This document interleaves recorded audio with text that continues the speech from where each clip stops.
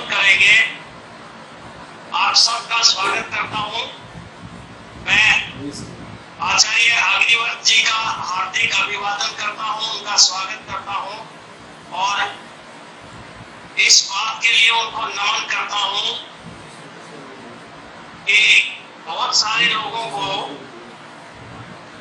ये शायद आज ही पता लगा है कि यूनिवर्स की कोई थ्योरी वेदों ने भी दी है, जिसका भी हमें पता लगेगा। आपका ज्ञान, आपकी कर्मठता, आपकी रिसर्च, आपका शोध, ये सब कुछ पिछले एक दिन में मैंने पढ़ा है। दुनिया के बड़े साइंटिस्ट स्टीफन हॉकिंस जैसे वैज्ञानिक से सवाल पूछने का साहस और दुनिया को वैदिक थ्योरी ऑफ यूनिवर्स देने का बड़ा कदम और दुनिया में धीरे धीरे ये स्थापित करने की आपका प्रयत्न के वेद, उपनिषद और भारतीय दर्शन और भारतीय ग्रंथ जो है पुराने, वो पूरी तरह से साइंटिफिक है, वैज्ञानिक है। इस सब आपके प्रयत्नों के लिए हम सब आभारी हैं और आपके कृतज्ञ भी हैं कि आपने अपना समय इस विश्वविद्यालय के विद्यार्थियों, टीचर्स और बाहर के अनेकों साइंटिस्टों और वैज्ञानिकों को दिया है। हम सब आपको सुनना चाहते हैं। आपको पुनः साधुवाद और आपके प्रति विश्वविद्यालय की ओर से कृतज्ञता। धन्यवाद। धन्यवाद। नमस्ते।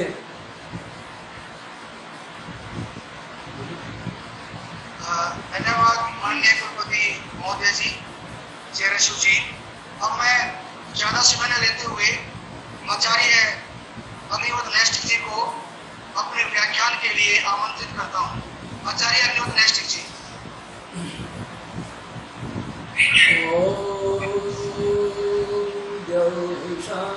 शांतिरंतरिक्षं शांति पृथ्वी शांतिरापः शांतिरोषधयः शांतिः वनस्पतयः शांतिर्विश्वे देवाः शांतिर्ब्रह्म शांतिः सर्वं शांतिः शांतिरेव शांतिः सामा शांतिरेधि।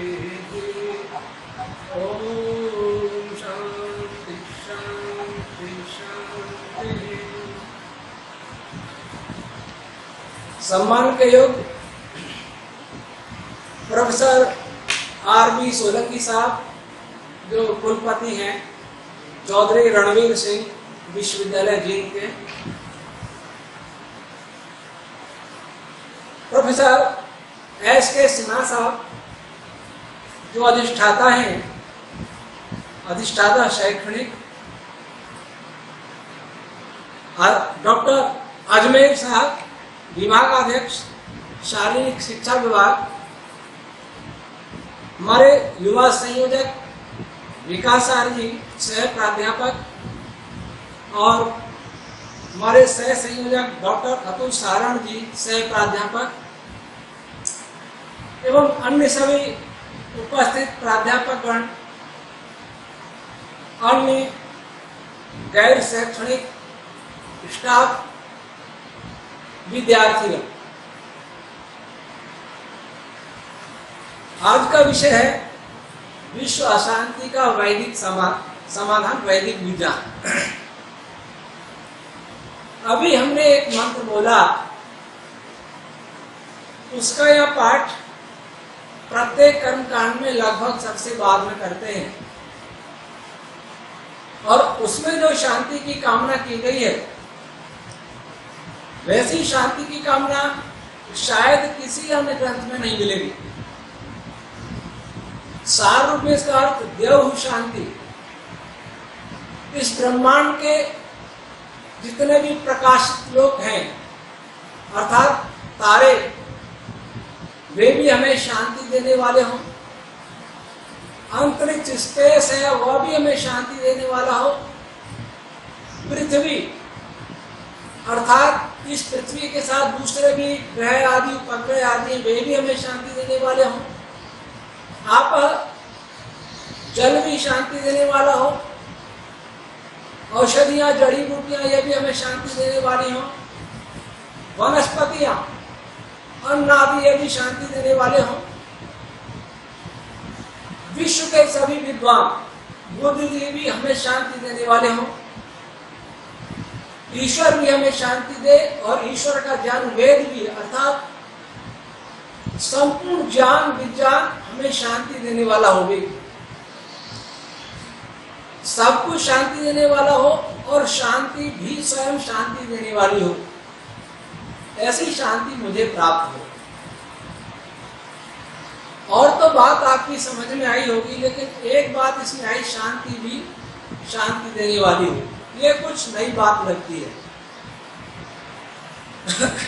इसको भी हम समझने का प्रयास करेंगे। कई बार ऐसा होता है कि शांति की स्थापना में हम कुछ ऐसे कदम उठा लेते हैं जिसका परिणाम अशांति होता है। जैसे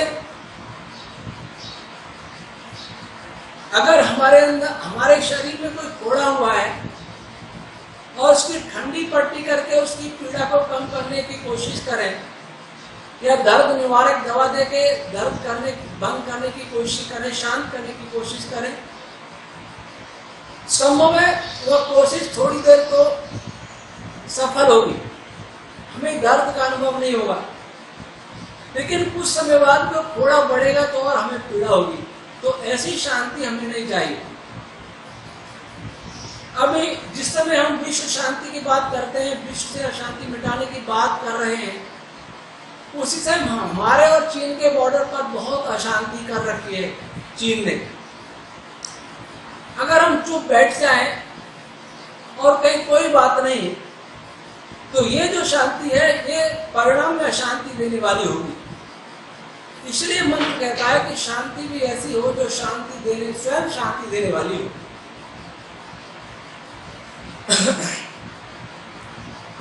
तो इस मंत्र में संपूर्ण ब्रह्मांड में शांति की बात की है। दूसरा प्रश्न होता है फिर शांति का अर्थ क्या है? शांति शब्द शमु, समय एक धातु है संस्कृत में, उससे बनता है।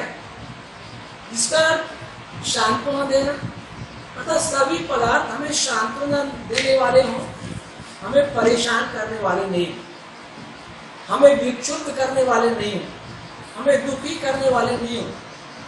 हमारा तन, हमारा मन, हमारा आत्मा सभी प्रसन्न हो और ये सब मन, इंद्रियां सभी हमारे अधीन हो,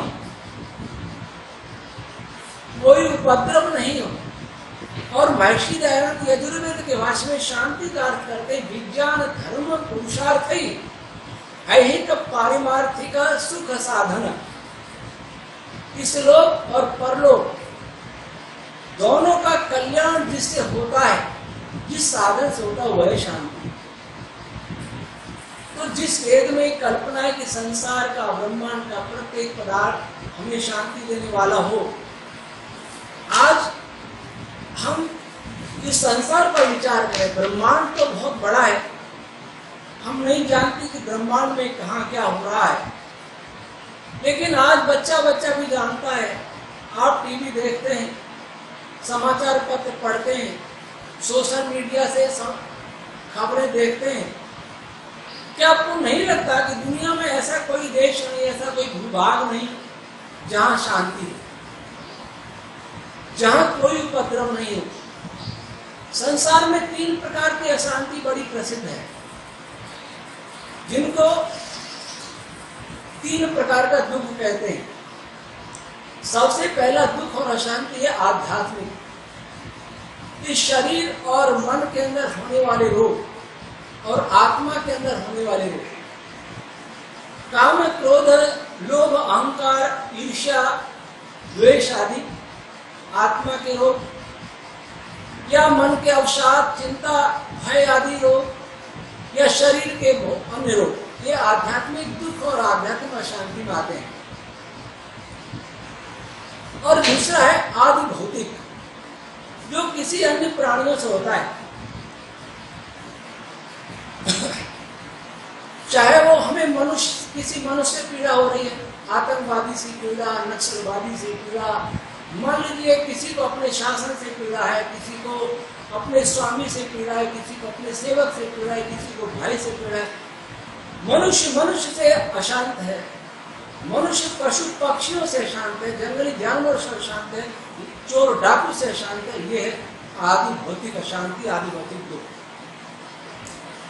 और तीसरी अशांति है आदि दैविक प्राकृतिक प्रकोपों से आई अशांति। तूफान है, भूकंप है, सुनामी है, अकाल है, बाढ़ है, ओलावृष्टि है। ये तीनों प्रकार की अशांति आज संपूर्ण भूमंडल में हम देखते हैं। बड़े से बड़े शक्तिशाली देश हमने देखे हैं, जब बर्फीले तूफान और बर्फबारी से आहत हो जाते हैं, तूफानों के सामने नतमस्तक हो जाते हैं, कहीं दावानल भीषण अग्निकांड होते हैं, जंगल हजारों नहीं लाखों वर्ग किलोमीटर जंगल जल के राख हो जाते हैं, उसमें जंगली जानवर मर जाते हैं।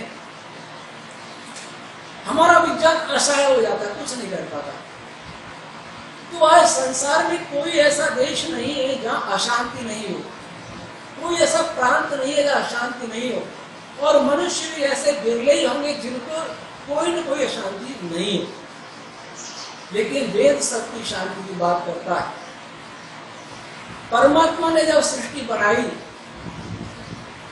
जब मनुष्य इस धरती पर आया,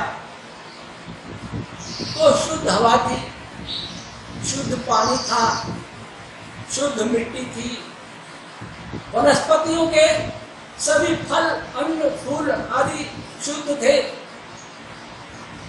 पशुओं के दूध में शुद्धता थी, भरपूर ऑक्सीजन थी,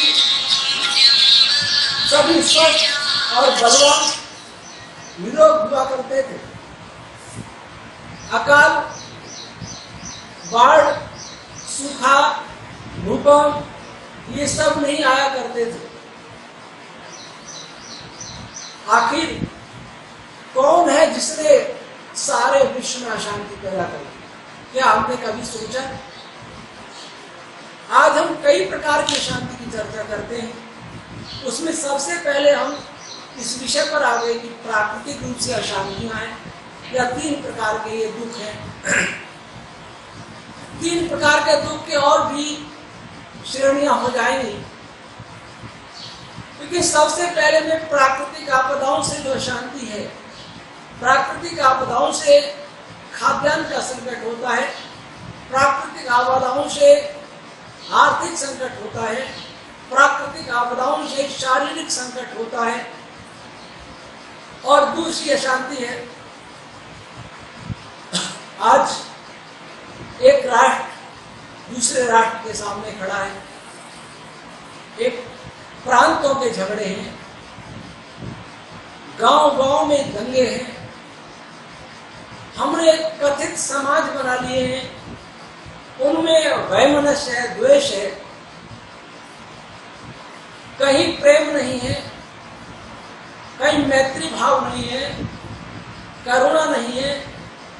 ये जो सद्गुण हुआ करते थे आज से 100 वर्ष पूर्व या उससे पहले, वो आज नहीं। जो सत्य उस समय था, जो ईमानदारी थी, जो करुणा थी, जो मित्रता थी, जो भाईचारा था, वो आज नहीं। और कहने को हम विकसित हो गए। इन सब के क्या कारण? यह संसार हिंसा से भरा हुआ इतिहास रखता है। इस संसार में करोड़ों मनुष्यों ने अपनी बलि चढ़ाई। कई सांप्रदायिक दंगे हुए, कई साम्राज्यवादी लोगों ने अपने साम्राज्य बढ़ाने के लिए भूमि तांडव किए, कई भाषा के विवाद हुए, कई कथित जातियों के विवाद हुए, कई नस्लभेद, श्वेत और अश्वेत के विवाद हुए, कहीं लैंगिक भेदभाव हुआ, स्त्री पुरुष का भेदभाव हुआ, हर तरफ अशांति है। इसके मूल में जाते हैं तो क्या है? मेरी धारणा यह है कि इसके मूल में, सब दुखों के मूल में अज्ञान है, अज्ञानता, सत्य ज्ञान का अभाव। मैं एक एक विषय को लेकर चलता हूं। जब से इस भारत पर विदेशियों ने आक्रमण किया, लेकिन आज विश्व विषय है, तो विश्व में मजहब के नाम पर खूनी तांडव हुए। आक्रांताओं की सेना नरसंहार करती हुई आगे बढ़ती गई, विजय के अपने झंडे गाड़ती गई। तैमूर को देखा, चंगेज खां को देखा, बाबर को देखा, औरंगजेब को देखा और बहुत सारे लोगों को देखा। संपूर्ण संसार में इतिहास बताता है कि हम संप्रदायों में बट गए। जब एक संप्रदाय ये सोच लेता है कि मैं ही श्रेष्ठ हूं, दूसरे को हीन मानता है, हीन मान ले और अपने को श्रेष्ठ मान ले, वहां तक भी सहन हो सकता है। लेकिन हीन है, उसको बलपूर्वक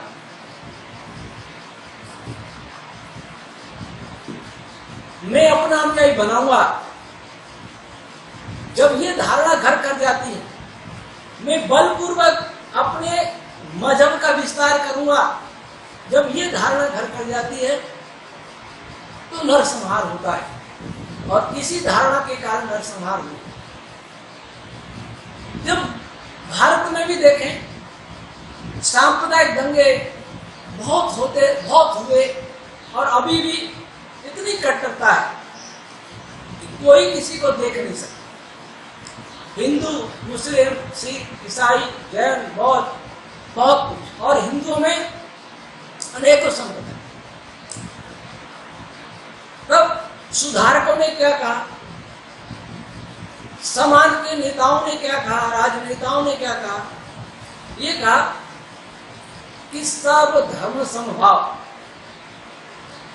सर्वधर्म समभाव। ऐसा कहने वाले धर्म का अर्थ भी भूल गए।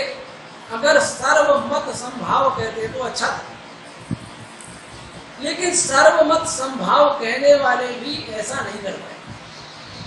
कुछ लोगों ने क्या कहना शुरू किया, जिस प्रकार से सभी नदियां समुद्र में गिरती हैं, उसी प्रकार से सभी मजहबों, सभी मतों का एक ही लक्ष्य ईश्वर। ऐसा कहने वाले ईश्वर को नहीं समझते। प्राय लोगों ने क्या सोच लिया है कि ईश्वर आस्था का विषय है, और जो ईश्वर को मानते हैं वो भी यही कहते हैं कि ईश्वर आस्था का विषय है। इस विषय में न तर्क हो सकता है और न इसमें कोई वैज्ञानिक इसका विश्लेषण किया जा सकता। मैं इस मत से सहमत नहीं, बल्कि मैं इस मत का स्पष्ट विरोधी हूं। कुछ वर्ष पहले, शायद 2011 की बात होगी, मीडिया में हमने सुना स्टीफन हॉकिंग ने कहा ईश्वर नहीं है। स्टीफन हॉकिंग ने कह दिया तो हमारे भारतीय मीडिया ने सोचा कि ये पत्थर की लकीर है। हॉकिंग साहब ने कह दिया तो गलत हो ही नहीं सकता, ईश्वर नहीं है, क्यों? हॉकिंग ने कह दिया, ईश्वर नहीं, हॉकिंग ने कह दिया। मैंने उनकी पुस्तक मंगाई, द ग्रांड डिजाइन, मंगा करके उसको पढ़ा, पढ़ करके देखा तो स्टीफन हॉकिंग को जो मैं वैज्ञानिक मानता था, मेरी धारणा टूट गई। मुझे ऐसा लगा कि अब इनकी बुद्धि बहुत काम नहीं करती। उन्होंने जिस ईश्वर का खंडन किया वह तो ठीक है, हम किसी चमत्कारी व्यक्ति को ईश्वर मान लेते हैं, किसी काल्पनिक चमत्कार युक्त किसी वस्तु को ईश्वर मान लेते हैं, उसका खंडन किया है, वहां तक तो ठीक है। लेकिन बिना ईश्वर के सृष्टि उत्पत्ति की जो व्याख्या उसने की मनगढ़ंत, वो अज्ञानतापूर्ण है, अवैज्ञानिक है। हमने यहाँ एक सेमिनार रखने का प्रयास किया। भारत के सभी बड़े बड़े विश्वविद्यालयों, IITMs, IIM, रिसर्च सेंटर्स, सबको मेल भेज करके लिखा, मैं फिजिक्स के प्रोफेसर्स को आमंत्रित करता हूं, वे फिजिक्स के आधार पर स्टीफन हॉकिंग की स्थापना के पक्ष में अपना मत रखें कि ईश्वर नहीं है, और मैं फिजिक्स के आधार पर ही ईश्वर की सिद्धि करूंगा। कोई नहीं आया। दिल्ली यूनिवर्सिटी के रिटायर्ड प्रोफेसर MM बजाज आए, जो मेडिफिजिक्स डिपार्टमेंट के हेड थे, और आकर के उन्होंने कोई भाषण नहीं दिया। उन्होंने कहा मैं केवल सुनूंगा। कुछ देर चर्चा हुई, काफी प्रभावित हुए। तो ईश्वर की निश्चित ही ईश्वर आधुनिक फिजिक्स का विषय नहीं है, लेकिन जो आधुनिक फिजिक्स का विषय नहीं है, वह कोई विषय नहीं है, वह कोई वस्तु नहीं है, या उसकी कोई सत्ता नहीं है। ये फिजिक्स वालों की सबसे बड़ी नादानी है।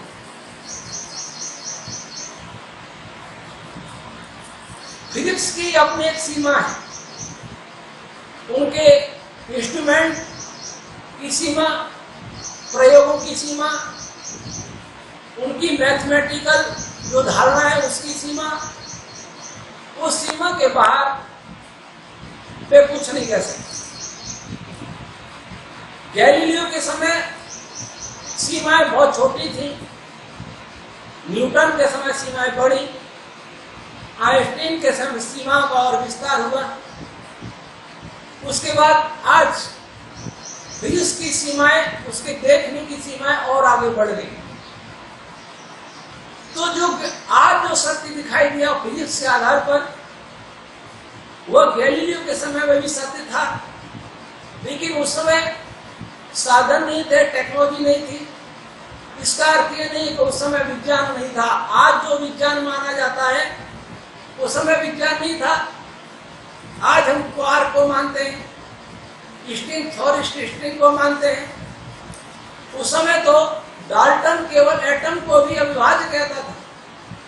डाल्टन, जॉन डाल्टन एटम से आगे नहीं गए, उनका विखंडन नहीं हो पाया। अगर उस समय मैं उनको कहता कि आपका एटम अविभाज्य नहीं है, तो आप कहते नॉन साइंटिफिक बात है। जॉन डाल्टन मुझसे कहते कि ये अवैज्ञानिक बात है, नॉन साइंटिफिक है। क्यों कहते? क्योंकि उनके पास इसका कोई आधार नहीं था कि वे एटम के अंदर देख सकते। एटम के अंदर गए, इलेक्ट्रॉन, प्रोटॉन, न्यूट्रॉन 3 दिखाई दिए, उसके भी बहुत सारे मॉडल आए। तब कोई कहता कि प्रोटॉन न्यूट्रॉन भी क्वार्क से बने, तब उसको कहा जाता कि आप अवैज्ञानिक बात कर रहे हो, ऐसा संभव नहीं है। लेकिन आज कोई भी साइंस का विद्यार्थी इस बात को जानता है कि जॉन डाल्टन भी गलत थे और उसके आगे आने वाले भी गलत थे। आज हम बहुत आगे बढ़ गए। मैं कहूँगा वो गलत नहीं थे, बल्कि जितना जानते थे, जितनी उनकी सीमा थी, उतना उन्होंने जाना और साइंस को अपना योगदान दिया। लेकिन ये रिसर्च बंद नहीं हो गया है। फिजिक्स वालों के लिए समस्या है, उनके पास अब कुछ मिल नहीं रहा। थ्योरेटिकल फिजिक्स में बहुत कुछ नहीं मिल रहा, उनकी रिसर्च लगभग बंद होती जा रही है। वैसी स्थिति में हम वैदिक रश्मि थ्योरी के द्वारा उनको एक रास्ता बताने के लिए तैयार हैं कि क्वार्क के आगे क्या है। स्ट्रिंग थ्योरिस्ट कहेंगे क्वार्क के आगे स्ट्रिंग, मैं उनसे कहूँगा स्ट्रिंग के आगे क्या हम बताएंगे, उसके भी आगे क्या हम बताएंगे, उसके भी आगे क्या हम बताएंगे। स्ट्रिंग से लगभग 5 चरण, 5 स्टेप हम पीछे ले जाएंगे उनको, अर्थात विकास की यात्रा में आगे ले जाएंगे। तो फिजिक्स में एक तो उनकी सीमाएं बना रखी है गणित की, जिसको मैथमेटिक्स से वो सिद्ध नहीं कर पाए, वो उसकी उनके लिए सत्ता नहीं है। जिसको वो अपनी टेक्नोलॉजी से नहीं देख पाए, अनुभव कर पाए, उनकी उस वस्तु की उनके लिए कोई सत्ता नहीं है, तब ईश्वर की उनके लिए सत्ता हो नहीं सकती। क्यों? ईश्वर न किसी टेक्नोलॉजी का विषय है और न मैथ का विषय है। हाँ, कुछ जोशीले जो कैसे भी वो ईश्वर का भी इक्वेशन बनाते हैं, मृत्यु का भी इक्वेशन बना देते हैं, जीने का भी इक्वेशन बना देते हैं, जीवात्मा का भी इक्वेशन बना देते हैं। ये अति जोशीले युवक ये भूल जाते हैं कि गणित सब जगह काम नहीं करता। रिचर्ड बी फाइनमैन जो अमेरिका के बहुत बड़े साइंटिस्ट थे, पार्टिकल फिजिसिस्ट थे, उन्होंने कहा है मैथमेटिक्स एक मैथमेटिशियन की बहुत अच्छा है मैथमेटिशियन के लिए, लेकिन ये यूनिवर्स कॉम्प्लेक्स है, इसको हम केवल मैथमेटिक्स के सहारे नहीं जान सकते, सब कुछ इसके सहारे नहीं जाना जा सकता। तो यही भूल हुई। चेतना का अस्तित्व माने बिना जो बातें प्रैक्टिकल से सिद्ध नहीं होती, वे बातें लॉजिक से सिद्ध हो जाएं, तो हमें उन बातों पर ध्यान देना चाहिए। और दुनिया का कोई साइंटिस्ट यह नहीं कह सकता कि वो लॉजिक को नहीं मानता। न्यूटन ने सेब गिरते देखा। मैं ये नहीं कह रहा कि न्यूटन से पहले कोई ग्रेविटेशनल फोर्स नहीं जानता था, यूरोप में नहीं जानता होगा, भारत में जानते थे। वैशेषिक दर्शन में है और वेद में है। मैं उसकी चर्चा नहीं करूंगा, विषय लंबा हो जाएगा। लेकिन मैं ये कहना चाहता हूं कि बिना लॉजिक के साइंस कभी आगे नहीं बढ़ सकता। और साइंस में भी कहूंगा फिजिक्स, साइंस की जितनी ब्रांच है, केमिस्ट्री है, जूलॉजी है, बॉटनी है, जियोलॉजी है और कुछ है, उन सबका बेस फिजिक्स है। फिजिक्स का भी base particle physics, nuclear physics, ये सब है, quantum field theory, string theory, ये है। इसका बेस क्या है? इसका बेस फिजिक्स नहीं बना पा रहा, हम इसका बेस उनको देना चाहते हैं। जब उस बेस पर वो आगे बढ़ेंगे तो उन्हें लगेगा कि चेतना की सत्ता के बिना ये सब संभव नहीं, क्योंकि ये साइंस वालों के लिए टेक्नोलॉजी का विषय नहीं था, उनकी सीमा में नहीं था, मैथमेटिक्स का विषय नहीं था। इसलिए उन्होंने कहा ईश्वर नहीं होता।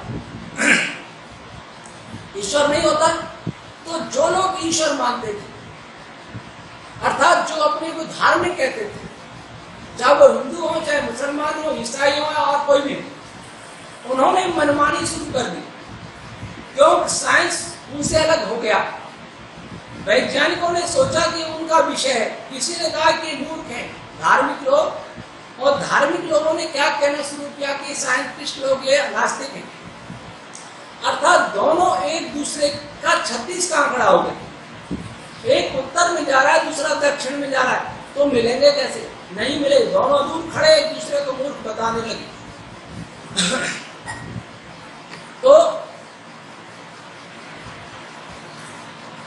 ऐसे में ईश्वरवादियों ने मनमाने ईश्वर के रूप बनाए शुरू कर दिए।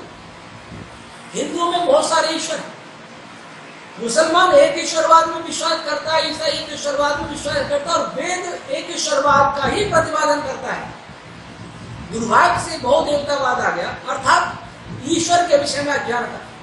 लेकिन जो एक ईश्वरवाद मानते, एक ईश्वर मानते, उन्हें ये नहीं पता कि ईश्वर क्या है, कहाँ रहता है, कैसा रहता है, कैसा है, उसका क्या स्वरूप है, ये नहीं पता।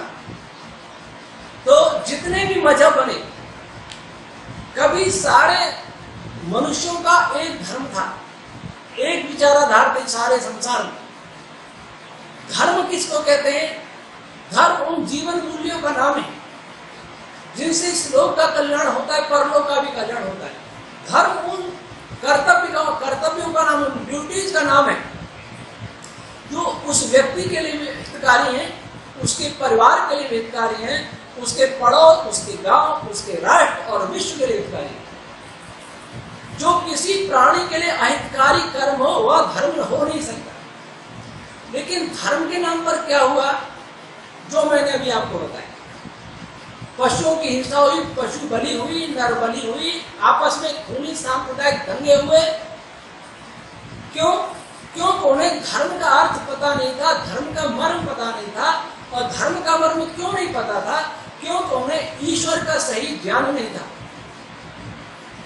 अगर मैं सबसे ये पूछूं जो ईश्वर को मानते हैं, उनसे ये पूछूं कि एक बात मुझे बताइए कि ईश्वर क्या कर्म करता है, सभी एक स्वर से कह देंगे कि ईश्वर सृष्टि की रचना करता है, चलाता है, उसका विनाश करता है।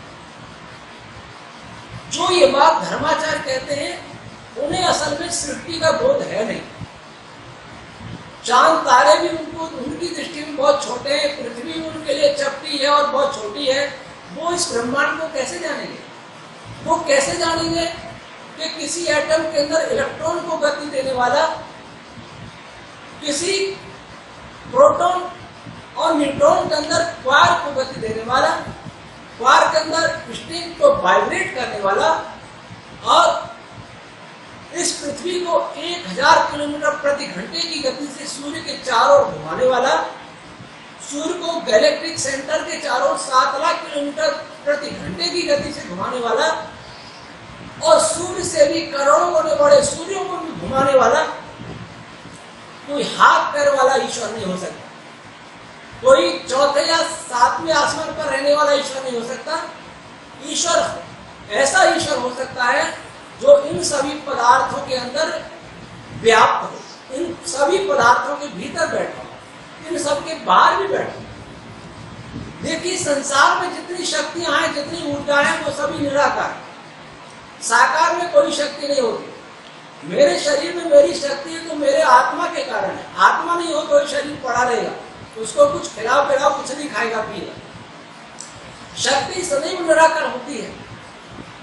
तो ईश्वर, अगर संसार के लोग इस बात पर विचार कर लेते कि जिसको हम सृष्टि को बनाने वाला मान रहे हैं, जिस शक्ति को हम सृष्टि को चलाने वाला मान रहे हैं, वह शक्ति कैसी होनी चाहिए,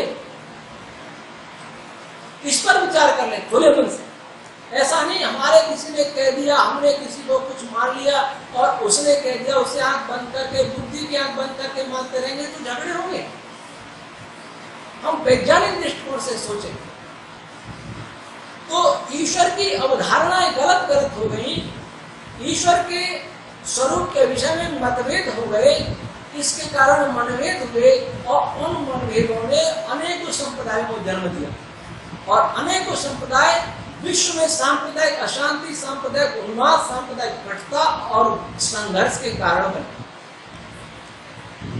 अच्छा, मैं आपसे, आप जरा एक मन में थोड़ा सोचिए, जो ये कहते हैं सर्वधर्म समभाव, इसका अर्थ तो ये होता है कि कोई किसी मान लीजिए एक से सबको समान अधिकार होना चाहिए, सबको समान दंड होना चाहिए, समान अपराध पर समान दंड होना चाहिए, ये है समभाव।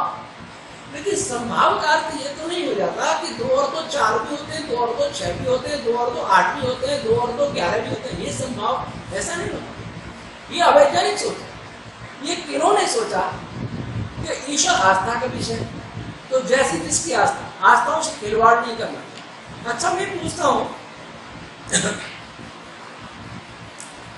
सूर्य विज्ञान की आस्था का विषय है,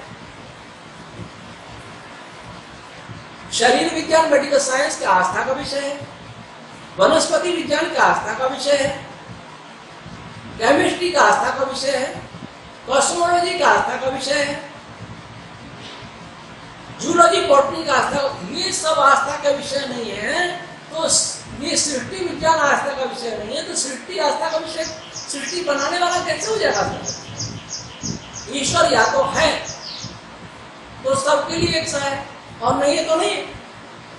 अगर ईश्वर वास्तव में नहीं है तो हम सबको छोड़ देना चाहिए मानना और उसके नाम पर विवाद संवाद करना। और ईश्वर है तो हमें फिर ये जानने का प्रयास करना चाहिए वो कैसा है। जैसा है वैसा ही रहेगा। सूर्य सबके लिए ऊष्मा देने वाला रहेगा, ठंडक देने वाला नहीं हो सकता, अंधेरा देने वाला नहीं हो सकता। तो एक अब विचार करें कि एक परिवार में कोई किसी मजहब को मानता है, कोई दूसरे मजहब को मानता है, तीसरे मजहब को मानता है। एक मजहब में 10, एक परिवार में 10 मजहब हो, क्या उस परिवार में शांति होगी? तो उनमें कट्टरता भी भर जाए, क्या उसमें कभी शांति होगी? नहीं होगी। तो विश्व के 7-8 अरब लोग कैसे शांति से जी सकते हैं? और जो एक और मजहब जो अपने को कहता हम दुनिया को मजहब से मुक्त करने वाले हैं, मजहबों से मुक्त करने वाले हैं, आस्था से मुक्त करने वाले हैं, वो कौन सा मजहब है? वो वामपंथ। वो कहता हम किसी को नहीं मानते, किसी को नहीं मानते, यह भी एक मत होता है। एक मत है कि ईश्वर है, तो दूसरा मत ये भी है कि ईश्वर नहीं है। ईश्वर है, कैसा है, इसके नाम से विभिन्न मत। तो एक मत ये भी है कि ईश्वर नहीं है। तो वामपंथ भी एक मत है जिसका महर्षि दयानंद ने जिक्र किया है 11वें समुल्लास सत्याप्रकाश में, चार्वाक मत नाम से, नास्तिक। मैं समझता हूं कि जो फिजिक्स की गहराइयों को नहीं समझता वो अवश्य नास्तिक बनेगा, और जो फिजिक्स की गहराइयों को समझता है वह ईश्वर की सत्ता को अवश्य स्वीकार करेगा। इसलिए हम सबको विचार करके, बैठ करके विचार करना चाहिए सबसे पहले कि क्या ईश्वर नाम की कोई सत्ता है। प्रेम से विचार, जीत हार का प्रश्न नहीं, कोई शास्त्रार्थ नहीं, कोई कटता नहीं। जैसे परिवार की समस्याओं का समाधान करते हैं वैसे अगर सिद्ध होता है वास्तव में है तो माने, नहीं है तो नहीं माने, और है तो जैसा वैसा माने, सूर्य जैसा वैसा माने, सूर्य को बनाने वाला जैसा वैसा माने। तो वैदिक विचार ईश्वर कैसा ये बतलाता है, ईश्वर कैसे काम करता है। जितने ईश्वरवादी हैं उनसे पूछे ईश्वर संसार को बनाता है, कैसे बनाता है, बताएंगे क्या उसका मैकेनिज्म है? ये पंखा चल रहा है, पंखा चलने का मैकेनिज्म एक इंजीनियर बता देगा, विज्ञान का फिजिक्स का विद्यार्थी बता देगा। वैसे ईश्वर के कार्य करने की प्रणाली क्या है, उसका मैकेनिज्म क्या, इसको कोई धर्माचार्य बताएगा? नहीं बताता, क्यों? उसे ईश्वर का स्वरूप मालूम ही नहीं। इलेक्ट्रॉन को चक्कर, इलेक्ट्रॉन घूमता है, ईश्वर घुमाता है तो कैसे घुमाता है? सूर्य को घुमाता है तो कैसे घुमाता है? प्रकाश की किरणें वहां से आती है मेरे पास तो कैसे आ रही हैं? प्रकाश की किरण क्या होती है, फोटोन क्या होती है, फोर्स कैसे काम करते हैं, ईश्वर उसमें क्या कर रहा है, कैसे कर रहा है, उसकी जरूरत है कि नहीं है? मैं जो बोल रहा हूँ, मेरी आवाज आपके पास जा रही है, उसमें ईश्वर का भी क्या रोल है क्या? इन सब बातों को जब तक नहीं विचारेंगे तब तक आपको ईश्वर की सत्ता में विश्वास नहीं होगा। हमारे वेद विज्ञान आलोक जो ग्रंथ है, ऐत्रेय ब्राह्मण का वैज्ञानिक व्याख्यान है, उससे ये समझ में आता है कि ईश्वर कैसे काम करता है, उसका तरीका क्या है, प्रोसेस क्या है, मैकेनिज्म। तो सांप्रदायिकता मिटेगी, ईश्वर के सही स्वरूप को जानेंगे। एक और हमारे यहाँ अशांति का कारण है जातिवाद। सांप्रदायिकता के बाद में दूसरा बड़ा कारण मानता हूँ जाति। नहीं समझ में आता कि जातिवाद इस धरती पर कैसे आया, लेकिन यह भी अज्ञानता के कारण है। कैसे अज्ञानता? जाति किसको? जाति की परिभाषा इस प्रकार है, जिसका समान तरीके से प्रसव होता है, पैदाइश होती है, वह जाति कहेंगे। जाति को आकृति को देख करके पहचान लेते। घोड़े को नहीं पूछना पड़ता कि घोड़ा तुम घोड़े हो कि गाय हो कि गधे हो या हाथी हो। घोड़ा चेहरे से मालूम पड़ जाता है, हाथी चेहरे से मालूम पड़ जाता है, सांप चेहरे से मालूम पड़ जाता है, गाय चेहरे से मालूम पड़ जाती है। इसको कहते हैं जाति। ऐसे मनुष्य चेहरे से मालूम पड़ता है। गाय के अंदर भी नस्ल होती है, वो भी देख के मालूम पड़ जाती है। गिर की नस्ल, कांकरेज की नस्ल, विदेशी हॉलिस्टाइन नस्ल, जर्सी नस्ल, ये भी मालूम पड़ता है। उनको भी पूछना नहीं पड़ता तुम कौन सी नस्ल की गाय। दुर्भाग्य मनुष्य पूछता है कौन हो, कौन का, फिर वो जाति है। जो वर्ण व्यवस्था थी, कर्मों का विभाजन, कर्म के अनुसार योग्यता के अनुसार, कर्मों के अनुसार एक वर्ग दिया जाता है। जैसे आज कोई बीएड कर लेता है, नेट कर लेता है, सेलेक्ट कर लेता है, तो शिक्षा विभाग में चला जाता है। आईएएस या आईपीएस आदि कर लेता है, पुलिस और एडमिनिस्ट्रेशन में चला जाता है, फोर्स में जाता है, कोई इंजीनियर में जाता है, कोई मेडिकल साइंस में जाता है। क्यों? उस कर्म करने की उनकी योग्यता। लेकिन जाके वो नहीं कहता कि मैं और मेरे बेटे पोते सारे यही रहेंगे, जैसा उनका कर्म। ये व्यवस्था तो भगवान ने की, लेकिन दुर्भाग्य से वो वर्ण व्यवस्था जिसमें ब्राह्मण क्षत्रिय वैश्य शूद्र सभी कर्म और योग्यता से हुआ करते थे, और भगवान ने स्पष्ट कहा शूद्रो ब्राह्मणता में थी ब्राह्मण शैत शूद्रता। शूद्र ब्राह्मणत्व को प्राप्त हो जाता है अगर उसमें ब्राह्मण के गुण है, योग्यता है, और शूद्र और ब्राह्मण अगर शूद्र की योग्यता रखता है तो वो शूद्रत्व को प्राप्त हो जाता है। वैसे क्षत्रिय वैश्यों का भी वर्ण परिवर्तन है। इतनी बढ़िया व्यवस्था की थी, और ये भी कहा कि शूद्र अगर ब्राह्मण क्षत्रिय वैश्य, पहले ब्राह्मण था उपदेशक अध्यापक वर्ग ब्राह्मण, सैनिक शासक वर्ग क्षत्रिय, व्यापारी किसान पशुपालक वर्ग वैश्य, और लेबर श्रमिक वर्ग शूद्र। छुआछूत कहीं नहीं था।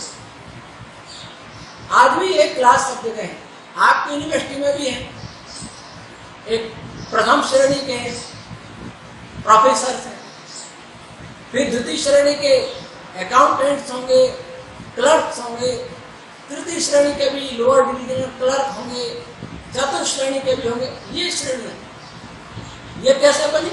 योग्यता से बनी। अगर ये न रखा है, जिसकी इच्छा हो वो बीसी का काम कर ले, जिसकी इच्छा हो झाड़ू लगा ले, जिसकी इच्छा हो पानी ला के पिला दे, जिसकी इच्छा है फाइलें इधर उधर कर दे, तो क्या यूनिवर्सिटी चलेगी? कोई भी देश ऐसा नहीं, ऐसा संभव नहीं। जिसकी इच्छा हो वो डॉक्टर का थिएटर में जाके किसी रोगी का ऑपरेशन कर दे, जिसकी इच्छा हो वो नगर पालिका में जाकर के झाड़ू लगाने लग जाए। ऐसा होता है क्या? ऐसा जिस दिन हो जाएगा उस दिन कुछ भी व्यवस्था नहीं रहेगी। इसलिए भगवान मनु ने कहा जो व्यक्ति विद्वान है, तपस्वी है, त्यागी है, योगी है, वो व्यक्ति ब्राह्मण है, जो विद्या पढ़ने पढ़ाने में रुचि रखता है, जो व्यक्ति अन्याय के विरुद्ध लड़ने में विश्वास करता है, सामर्थ्य रखता है, प्रजा की रक्षा करना जिसका स्वभाव है वो क्षत्रिय है, सबकी रक्षा करता है, और जिसकी रुचि पशुपालन कृषि और व्यापार में वो वैश्य है, और जिसकी इन तीनों में कोई योग्यता नहीं है, मजदूरी का काम करता है, वो वैश्य श्रमिक है।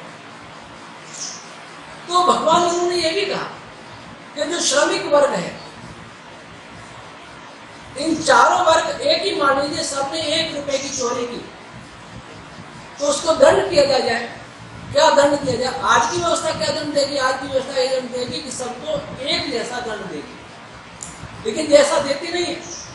हाई प्रोफाइल अपराधी जेलों में भी सुखपूर्वक रहते हैं, और गरीब जो लेबर है उनकी जेल कैसी होती है आप सब जानते हैं, कोई बताने की जरूरत नहीं। धनवानों की जेल कैसी, फिल्म स्टारों के लिए जेल कैसी, अभिनेताओं के लिए जेल कैसी आप सब जानते हैं, और गरीबों की जेल कैसी। उल्टा भेदभाव हो रहा है। जो संविधान सबको समानता की गारंटी देता है वो संविधान भेदभाव कर रहा है। लेकिन भगवान हम क्या कहते हैं, जब 1 रुपए की चोरी की इन चारों ने, तो शूद्र को 1 रुपए के स्थान पर 8 रुपया दंड देना चाहिए ताकि दोबारा चोरी नहीं करे। 1 रुपया तो उसको जिसकी चोरी की उसको दिला दो और 8 रुपए दंड दो। 1 रुपए की दंड, अगर 1 रुपए की चोरी का दंड 1 रुपया होगा तो वापिस चोरी करेगा, कि पकड़ा जाएगा तो वापिस दे देगा, इसलिए 8 गुना दंड। और वही चोरी अगर वैश्य करता है, श्रमिक 1 रुपए की चोरी का 8 गुना दंड पाता है, वही पशुपालक किसान और व्यापारी अर्थात वैश्य वर्ग 1 रुपए की चोरी का दंड मिलेगा उसको 16 रुपया। ये भगवान मनु का आदेश है। और क्षत्रिय जो सेना का अधिकारी है, पुलिस के जवान है, उनको 32 गुना दंड मिलेगा। 1 रुपए का 32 रुपया दंड मिलेगा। क्यों?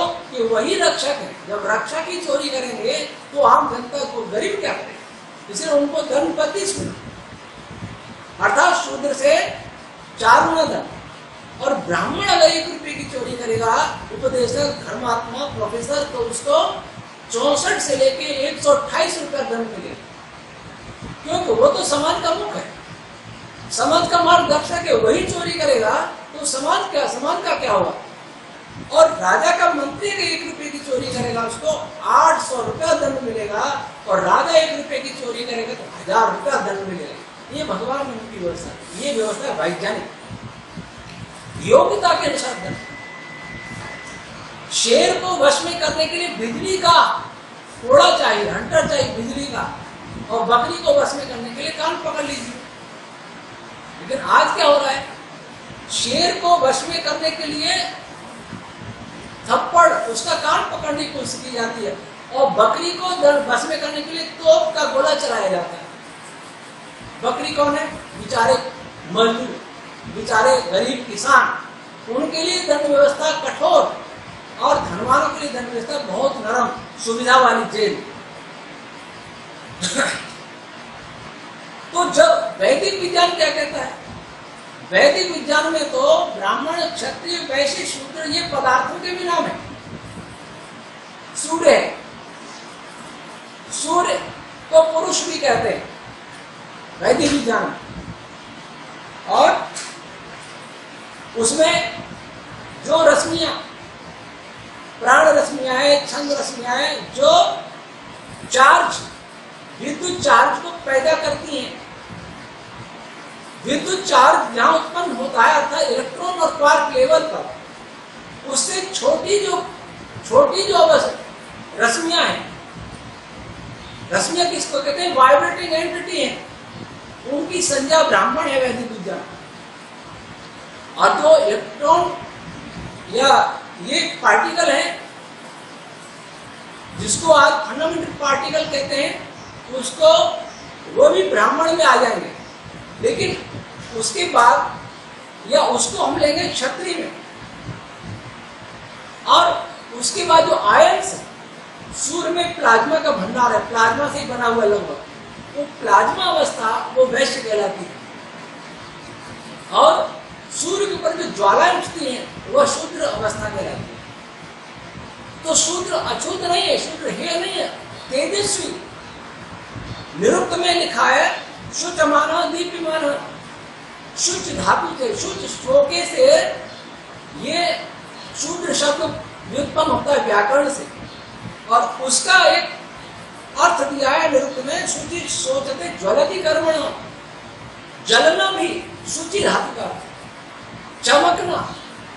तो सूर्य जो चमकता है उसके बाहर जो ज्वाला है वो शूद्र भाग कहलाती है। तो चारों भाग मिलकर के सूर्य बनता है।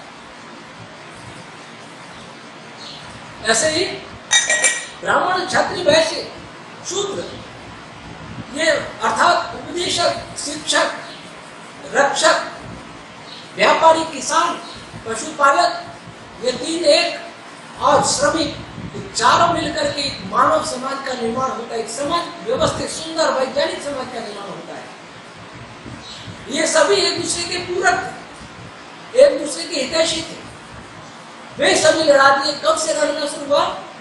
जब से ये व्यवस्था जन्म के आधार पर हुई, और ये पतन हुआ महाभारत से थोड़ा थोड़ा पतन प्रारंभ हो गया था।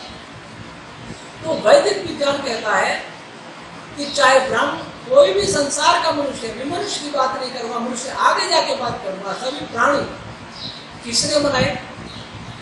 हम सभी को बनाने वाला एक ही सत्ता है, ईश्वर। हमारे शरीर किस मटेरियल से बने? वह मटेरियल प्रकृति। प्रकृति से हम बने, हमारे शरीर प्रकृति के बने हुए, हमारा जीवात्मा सबका एक जैसा, हमें बनाने वाला एक ही परमात्मा, इस कारण हुआ हम सबका एक ही परिवार है। इसलिए वेद क्या कहता है कि हम ऐसे रहें जैसे एक घोंसले में पक्षियों का जोड़ा रहता है। बहुत अच्छी उपमा दी। पक्षियों का एक घोंसले में एक ही जोड़ा रहता है, परिवार की तरह संसार के लोग रहे। ये तो था वैदिक विज्ञान, भगवान मनु का विज्ञान, भगवान मनु का सामाजिक, भगवान मनु का संविधान। लेकिन वो ध्वस्त हो गया। क्यों ध्वस्त हुआ? वेद विद्या के न जानने, वैदिक विज्ञान के न जानने से, ईश्वर के न जानने से, सृष्टि को न जानने से हमने क्या सोच लिया कि अलग अलग जातियों का अलग अलग देवता है, अलग अलग ईश्वर है, उन सबको हमने अपने जातियों के जो भी सुधारक कोई तो हुए, जाति जिनको कह रहा हूँ वास्तव में जाति नहीं है, कुलों के में कोई बड़ा व्यक्ति होगा उसको बड़ा मान लिया, उसको पूज्य मान लिया, पूज्य ठीक है, बड़ा भी ठीक है, लेकिन उनको परमात्मा मान लिया और परमात्मा को भूल गए, इसलिए जाति विभाजन। कल्पना करिए कि यह जाति विभाजन अगर न होता और शब्द के कर्मों और योग्यता के अनुसार व्यवस्था होती तो संसार कितना सुखी होता। फिर आता है लिंग के भेदभाव, स्त्री और पुरुष का भेदभाव, जहां शूद्र को भी बहुत सताया गया, श्रमिक को बहुत सताया गया, छुआछूत चली, वहां नारी का भी शोषण को कम नहीं हुआ। जहां भगवान मनु कहते यत्र नारेस्तु पूज्यन्ते रमन्ते तत्र देवता, जहाँ नारियों की पूजा होती है, जहाँ नारियों का सम्मान होता है, वहाँ दिव्य गुण रमण करते हैं, देवता रमण करते हैं। उसी मनुस्मृति में ऐसी मिलावट की जहाँ शूद्र और नारी को दोनों को निम्न बताया। ये भी नहीं सोचा हमारे देश में भगवती सीता जैसी हुई, भगवती उमा जैसी हुई, सावित्री हुई, लोपामुद्रा हुई, अनुसुईया हुई, गार्गी हुई, अपाला हुई, ऐसी नारियां हुई, ऐसी माताएं हुई, उन देवियों की पूजा किया, उनके चित्रों की पूजा की, उनके मूर्तियों की पूजा की, लेकिन उनसे वेद पढ़ने का अधिकार छीन लिया, शूद्र वर्ग से वेद पढ़ने का अधिकार छीन लिया, उनसे यज्ञोपवीत का अधिकार छीन लिया। तो फिर क्या संसार में शांति होनी? ये अशांति। और एक आज अशांति आ रही है वामपंथ के कारण, भोगवाद। भोगवाद क्या है? इस सारी दुनिया की संपदा को मैं ही भोग लूं, सारी दुनिया के सुखों को मैं ही भोग लूं और किसी को नहीं मिले। चीन क्या सोचता है? चीन सोचता है लद्दाख को भी मैं ले लूं, अरुणाचल को भी, तिब्बत को भी ले लूं, पीओ को भी ले लूं। ये क्या है? साम्राज्यवाद। ये साम्राज्यवाद की धारणा कब घर करती है? उस समय घर करती है जब व्यक्ति ये सोचता है कि मेरे ऊपर कौन, मैं सर्वशक्तिमान हूं, मैं अमर हूं। जिस क्षण के संविधान में संशोधन किया, आजीवन राष्ट्रपति बन गए, लेकिन उस व्यक्ति ने यह नहीं सोचा कि जीवन का भी एक अंत होता है। उस व्यक्ति ने यह नहीं सोचा जैसा तुझे सुख दुख होता है वैसा दूसरों को भी होता है। उस व्यक्ति ने यह नहीं सोचा कि एक सुप्रीम पावर है विश्व में, ब्रह्मांड में, उसके सम्मुख हमारी कोई सत्ता नहीं। जो शक्ति 2-3 अरब गैलेक्सियों को धारण की है, जिनको तो वैज्ञानिकों ने देखा है, एक गैलेक्सी में 3-3, 4-4 अरब तारों को, सौरमंडल को जो शक्ति धारण कर रही है, जो शक्ति इलेक्ट्रॉन्स और स्ट्रिंग्स तक जाकर के उनको भी धारण कर रही है, वह शक्ति हम सबको देख रहे हैं। जब ये भावना हमारे अंदर आ जाएगी, ये विज्ञान हम समझ जाएंगे, तब क्या कोई व्यक्ति अपनी साम्राज्यवादी सोच को स्थापित करेगा, साम्राज्यवादी सोच को बढ़ाना चाहेगा? क्या दूसरे के अधिकारों को का हनन करना चाहेगा? नास्तिक व्यक्ति अपने कर्तव्यों को भूल जाता है और दूसरे के अधिकारों को भूल जाता है। जिस दिन मनुष्य अपने कर्तव्यों को याद रखेगा और दूसरे के अधिकारों का सम्मान करेगा, उस दिन संसार में कहीं अशांति नहीं होगी। मैं पर्यावरण की बात प्रारंभ में की थी। पर्यावरण आज जितना हम आगे बढ़ रहे हैं, जितना विज्ञान विकसित हो रहा है, बीज विकसित हो रहा है, क्या हम शांत हुए? क्या रोगों में कमी आई? क्या मानसिक शांति मिली? सामाजिक सुरक्षा बढ़ी? ऐसा नहीं। जैसे जैसे टेक्नोलॉजी आगे बढ़ रही है, वैसे वैसे शांति बढ़ रही है। जरा सोचिए, हम एआई के युग में जा रहे हैं, हम रोबोट के युग में जा रहे हैं। एक दिन ऐसा होगा, फैक्ट्रियों में रोबोट काम करेंगे, ऑफिसों में रोबोट काम करेंगे, सीमा पर रोबोट लड़ेंगे, मनुष्य कहाँ काम करेगा? क्या मनुष्य समुद्र में डूब के मरेगा, या मनुष्य अग्निदाह करके मरेगा, या मनुष्य आत्महत्या करके मरेगा, या मनुष्य आपस में अपराध करके मरेगा? हम कहां जा रहे हैं? क्यों कि हम ये सोचते हैं कि रोबोट से मैं एक फैक्ट्री का मालिक बहुत लोगों की मजदूरी पर जो खर्च करता हूं उसको रोबोट पर करूंगा, मजदूरों की जरूरत नहीं। लेकिन मैं ये भूल जाता हूं कि जिनको मैं अपनी कंपनी से निकालूंगा वो नौजवान कहां जाएगा? उस नौजवान का पेट कैसे भरेगा? वो कहां से कपड़े पहनेगा, कहां से बीमारों को चिकित्सा करेगा? उसके पास रोजगार क्या होगा? ये न सरकारों की सोच है, न उद्योगपतियों की सोच है। जब व्यक्ति आत्म केंद्रित हो जाता है, स्वार्थ तक सीमित हो जाता है, तब इसी प्रकार की टेक्नोलॉजी का विस्तार होता है। इसी प्रकार की टेक्नोलॉजी जब बढ़ गई थी महाभारत में, रावण के यहाँ तो लंका का भी विनाश हुआ और भारत का भी विनाश, हस्तिनापुर का विनाश हुआ। आज वो टेक्नोलॉजी और आगे जा रही है। मैं आपसे, आप सोचिए, यहाँ साइंस के प्रोफेसर हैं, विद्यार्थी हैं, जैसा कि मुझे बताया, क्या दुनिया में कोई ऐसी टेक्नोलॉजी है जिसका कोई साइड इफेक्ट नहीं है? जिस टेक्नोलॉजी से आप मेरी बात सुन रहे हैं, मैं इस टेक्नोलॉजी को बहुत घातक मानता हूं।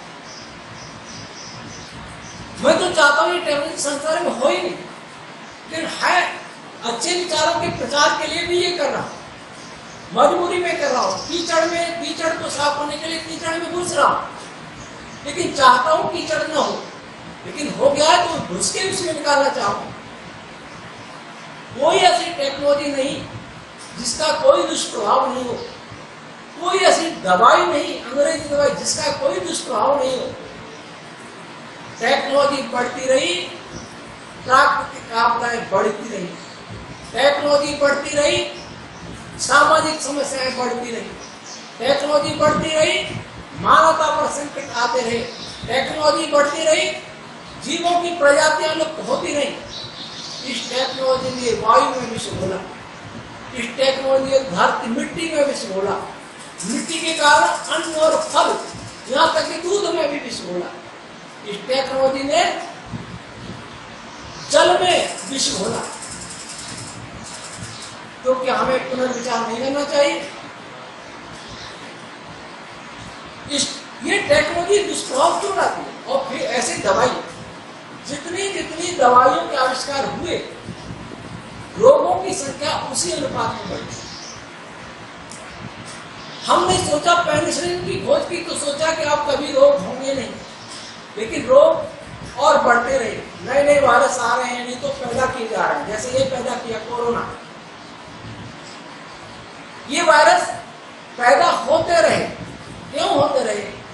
क्या कारण है? डॉक्टर की संख्या बढ़ी, दवाइयों की संख्या बढ़ी, फार्मेसियों की संख्या बढ़ी, लेकिन रोगों की संख्या भी उसी अनुपात में बढ़ी। क्या इसी को विकास कहेंगे? तब आप ये सोचेंगे ऐसा क्यों हो रहा है? रात दिन वैज्ञानिक परिश्रम भी कर रहे हैं, फिर उसका परिणाम ऐसा क्यों? मैं स्पष्ट मानना है, हमारा विज्ञान अपूर्ण है, हमारा विज्ञान भ्रांत है। अगर हम किसी जंगल में भटक जाए और कोई थोड़ा सा गलत रास्ता पकड़ जाए, तो हम कभी सुखपूर्वक अपने लक्ष्य पर नहीं पहुंच पाएंगे, गंतव्य पर सुखपूर्वक नहीं पहुंच। हमने गलत रास्ता पकड़ा है। हमने संसार को जानने के लिए हमने ऐसा सोच लिया कि हम भी मशीन है और ब्रह्मांड भी मशीन है। न ब्रह्मांड में कोई चेतना काम कर रही है, इसलिए हमें देखने वाला कोई नहीं है, हमारा कंट्रोलर कोई नहीं है, और मैं शरीर भी मशीन है, इस शरीर को कंट्रोल करने वाला कोई नहीं।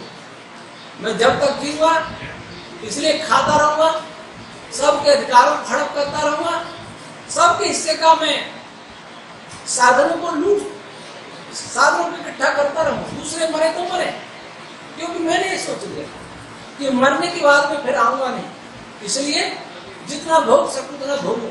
ये एक अधूरा विचार। हमने ये ठीक उसी प्रकार भूल हो रही है जैसे रसोई में एक हलवाई बहुत सारी मिठाइयां बना रहा हो, एक केमिस्ट्री का एक साइंटिस्ट, बहुत बड़ा साइंटिस्ट, एक गुलाब जामुन उसके सामने रखे और उसे पूछे कि इसमें क्या क्या है, वो उसका सारा रासायनिक विश्लेषण करेगा और विश्लेषण करके बताएगा इसमें इतनी शुगर है, इतना घी है, इतना पानी है, इतना दूध है, ये सारा विश्लेषण बता देगा और ये भी बता देगा कि क्या क्या केमिकल रिएक्शन के बाद ये गुलाब जामुन बन के तैयार हुआ है, ये भी बता देगा। लेकिन वो इस बात को भूल जाएगा कि इसको बनाने वाला कोई हलवाई था। मैदा, दूध, चीनी, पानी और ईंधन, इनको साथ पास रखने से गुलाब जामुन नहीं बनेगा जब तक एक चेतन बनाने वाला नहीं आएगा। यह चेतन का विज्ञान हमने छोड़ दिया। इस संसार में 3 सत्ताएं, ईश्वर, जीव, प्रकृति।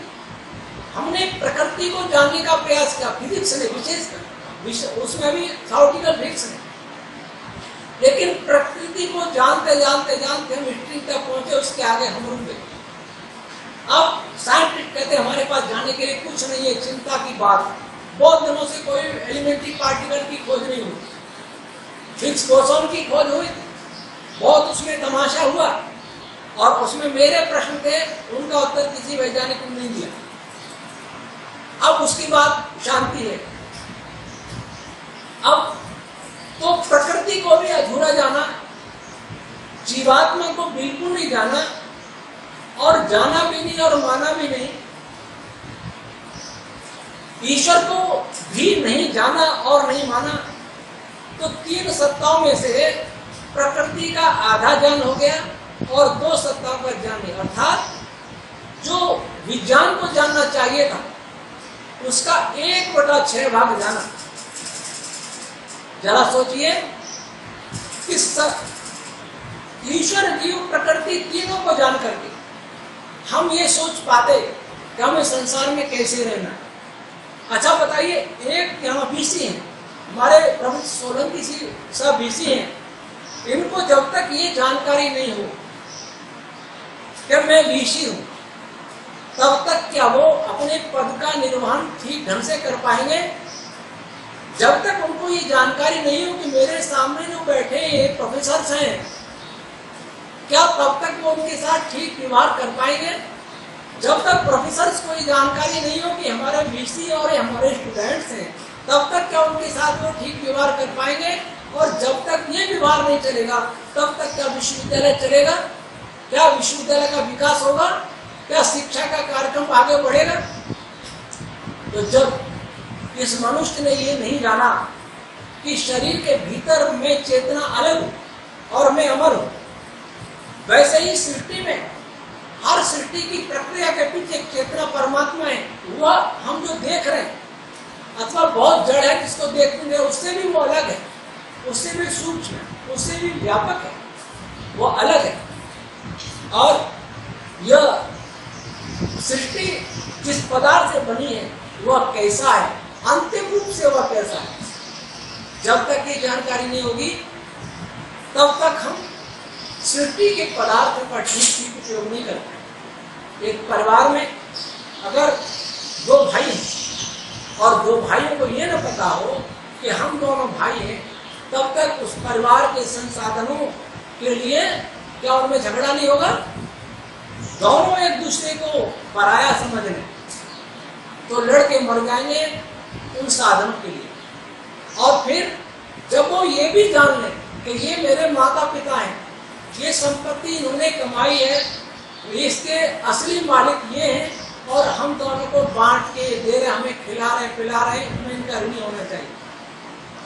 वैसे ही जब तक हम ये नहीं जानेंगे कि हम इस भूमंडल में पृथ्वी पर जो भी प्राणी रहते हैं उन सबको बनाने वाला परमात्मा है। उन सब में हमारे जैसा जीवात्मा है। वो जीवात्मा कभी बनता नहीं, लेकिन शरीर परमात्मा ने बनाए हैं।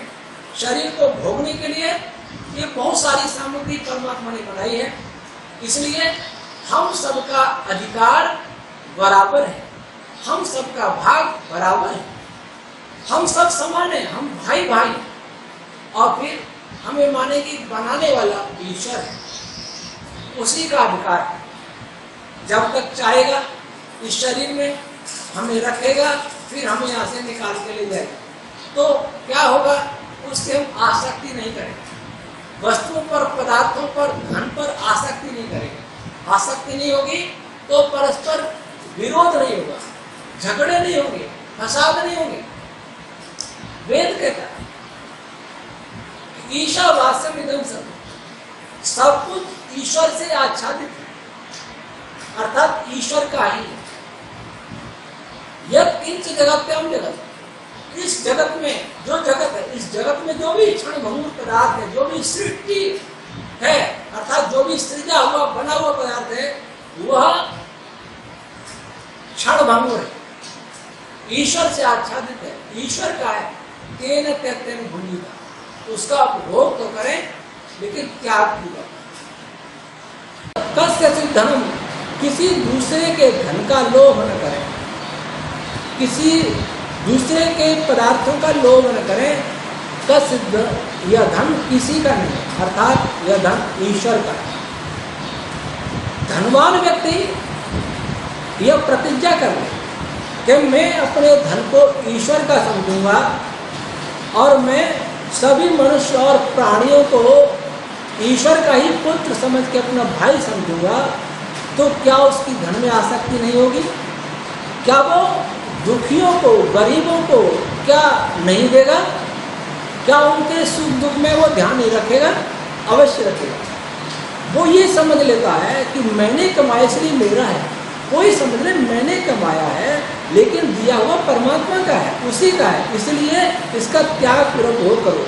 मेरी कंपनी में कोई भी कर्मचारी दुखी न रहे, वो भी अच्छा भोजन करे, वो भी अच्छे कपड़े पहन पाए, वो भी अच्छी चिकित्सा करा सके, वो भी अच्छी बच्चों को पढ़ाई करा सके। जिस दिन धनी ये सोच लेगा उस दिन वर्ग संघर्ष नहीं होगा, शांति नहीं होगी, श्रमिक आंदोलन नहीं करेंगे, नक्सलवाद नहीं पनपेगा। और गरीब आदमी के लिए क्या उपदेश किया वेद ने? कुर्बन्ने में कर्माणि जिजीविषेत्। हे मनुष्यों, कर्म करते हुए ही जीने की इच्छा कर। जो कर्म नहीं करना चाहता, बिना कर्म के अधिकार पाना चाहता है, बिना कर्म के धन पाना चाहता है, बिना कर्म के पद पाना चाहता है, वो ठीक नहीं। कर्म करो। सुखी आदमी को देख करके, धनी आदमी को देख कर ईर्ष्या मत करो। तुम भी कर्म करके आगे बढ़ो। तो गरीब को कर्म से आगे बढ़ने का उपदेश करता है, ईर्ष्या नहीं करने का उपदेश करता है। धनी को त्याग का उपदेश करता है, दूसरों को दे करके खाने का उपदेश करता है। यह वैदिक समाज है। और आधुनिक साम्यवाद कहकर लूटो, जिससे जो लूट सके लूटो। पूंजीवाद कहता है किसी को छेड़ो मत, साम्यवाद कहता है किसी पर छोड़ो मत, किसी पर छोड़ो मत। और वैदिक समाजवाद क्या कहता है? यथा योग्य व्यवहार करो। जिसको 2 रोटी की भूख है उसको 2 ही मिलनी चाहिए, ज़्यादा मिलेंगी तो बीमार होगा, कम मिलेंगी भूखा रहेगा। जिसको 4 रोटी की भूख है उसको 4 मिलनी चाहिए, कम भी नहीं ज़्यादा भी नहीं, योग्यता पूर्वक कर्मों के अनुसार। तो विषय बहुत लंबा है, संक्षेप में हमने कुछ अशांतियों की चर्चा की। आज जितने भी युद्ध हुए हैं, चाहे राजाओं के युद्ध हुए हों या तो साम्राज्यवाद लोभ के कारण हुए हुए, अहंकार के कारण हुए हुए, या फिर स्त्रियों के पीछे भी बहुत युद्ध हुए, फिर बाद में मजहबों के आधार पर हुए, जातियों के आधार पर वर्ग संघर्ष आज देश में हो रहा है और पहले बहुत शोषण हुआ। इस सब का मूल अज्ञान। अज्ञान मानवता का सबसे बड़ा दुश्मन। इस अज्ञान को मिटाने का साधन है वैदिक विज्ञान, क्योंकि वैदिक विज्ञान सृष्टि की ठीक ठीक व्याख्या करता है। वैदिक विज्ञान तीनों अनादि पदार्थों की व्याख्या करता है। वैदिक विज्ञान शरीर को भी जानता है, आत्मा को भी जानता है। तो हम इस पर विचार करें और गहराई से सोचें। मैंने आपके सामने कुछ ऐसी बातें कही जो आजकल लोगों को गले नहीं उतरती। उनमें से एक बात यह भी है कि धर्म एक है, ईश्वर एक है। हम एक ईश्वर को माने, एक विचार वाले हों। तो कोई कहेगा कि आप अपने विचार हम पर थोपना चाहते हैं। मैं फिजिक्स, आप फिजिक्स भी तो थोपते हैं, देश का संविधान भी तो थोपते हैं, केमिस्ट्री भी थोपते हैं, गणित भी थोपते हैं। फिजिक्स से आगे का जो विज्ञान है, जहाँ आधुनिक विज्ञान समाप्त होता है वहाँ वैदिक विज्ञान प्रारंभ होता है। जहाँ वैदिक विज्ञान समाप्त होता है वहाँ वैदिक अध्यात्म प्रारंभ होता है। ये सभी एक है और सभी की उत्पत्ति ईश्वर से ही हुई है। इसलिए यह सब सभी मनुष्यों के लिए एक से है, एक सा मानने योग्य है। आए हम अपने अपने पूर्वाग्रह को छोड़ें। आपकी जो भी विचारधारा है, कोई जाति बंधनों में जकड़े हैं, कोई सांप्रदायिक बंधनों में जकड़े हैं, कोई वामपंथ के बंधन में जकड़े हैं, कोई किसी अन्य बंधन में जकड़े हैं, एक बार बंधन से मुक्त होकर देखें। बंधन में तो पशु का स्वभाव है बंधन में रहना। पशु बंधन में रह सकता है क्योंकि उसमें बुद्धि नहीं होती। हम मनुष्य, हम किसी बंधन में नहीं रहे, किसी पूर्वाग्रह में नहीं रहे। बंधन हो तो सत्य का बंधन हो, बंधन हो विज्ञान का बंधन हो, बंधन हो ईमानदारी का बंधन हो, बंधन हो सृष्टि के नियमों का बंधन हो। और उस बंधन में चलेंगे, उन नियमों पे चलेंगे तो हम सुखी वैसे ही रहेंगे। जैसे ट्रैफिक के नियमों में बंधकर अगर हम यात्रा करेंगे तो हमारी यात्रा सुखद होगी। इसी प्रकार हम सृष्टि के नियमों के अनुसार चलेंगे तो हमारी जीने की यात्रा सुगम होगी। समाज सुखी होगा, राष्ट्र सुखी होगा, विश्व सुखी होगा। न प्राकृतिक आपदाएं आएंगी, न आध्यात्मिक आपदाएं आएंगी, न आदि भौतिक आपदाएं आएंगी। कोई किसी को शोषित नहीं करेगा, कोई किसी को दुखी नहीं करेगा। क्यों? जैसे एक वाहन आप लाते हैं कंपनी से, कंपनी उसके साथ उसका मैनुअल देती है, एक बुकलेट देती है, उसके अनुसार आप वाहन को चलाएंगे, सावधानी से चलाएंगे, सोच विचार के चलाएंगे, उससे अलग नहीं चलेंगे। वाहन आपको सुरक्षित यात्रा कराने में सक्षम होगा। लेकिन आपने मनमानी की, ट्रैफिक के नियमों के साथ भी मनमानी की, गाड़ी चलाने के तरीके में भी मनमानी की, तो निश्चित ही दुर्घटना का शिकार होंगे। आए हम जीवन की दुर्घटनाओं से बचें।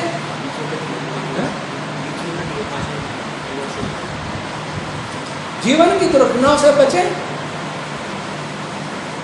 अनेक प्रकार की अशांतियों से बचें। और उसका यही तरीका है, हम सृष्टि को जानें, हम अपने को जानें, सृष्टा ईश्वर को जानें, जान करके माने, बिना जाने नहीं माने, और फिर उसके अनुकूल व्यवहार करें समाज में, राष्ट्र में, सभी मनुष्यों के साथ, सभी प्राणियों के साथ। ईश्वर हम सबको ऐसी बुद्धि दे कि देव शांति, द्विलोक में शांति हो जाए। सूर्य भी हमें ऐसा प्रकाश दे, ऐसे सोलर तूफान नहीं आवे, धरती पर आपदा लेके आ जाए। सूर्य की किरणें ऐसी नहीं आवे जो इस धरती का विनाश कर दें, जैसा कि ओजोन परत छिदने से हो रहा है। ये मंत्र ही कह रहा है, सूर्य और सारे भीतर शांति दे, पृथ्वी हमें शांति दे। इस पृथ्वी पर भूकंप सुनामी न आवे, यह मानव जाति, यह प्राणी जाति, ये प्राणी वर्ग सभी सुखी रहे, भूकंप सुनामी नहीं आवे। यह वायु शांति देने वाली हो, इसमें आंधी तूफान चक्रवात टॉर्नेडो हैरिकेन ये सब नहीं आवे, दावाला नहीं आवे। ये हमें समुद्र शांति देने वाले हों, जल शांति देने वाले हो, ये वनस्पतियाँ निरोग हों, विष मुक्त हों। और यह सब करके हम निरोग बने, दीर्घायु बने, मन से प्रसन्न बने, आत्मा से प्रसन्न बने, एक दूसरे के प्रति प्रेम हो और सभी मिलकर के कहें सर्वे भवन्तु सुखिनः, सर्वे सन्तु निरामया, सर्वे भद्राणि पश्यन्तु मा कश्चित् दुर्भाग् भवेत्। आपने सुना, बहुत बहुत आपका धन्यवाद।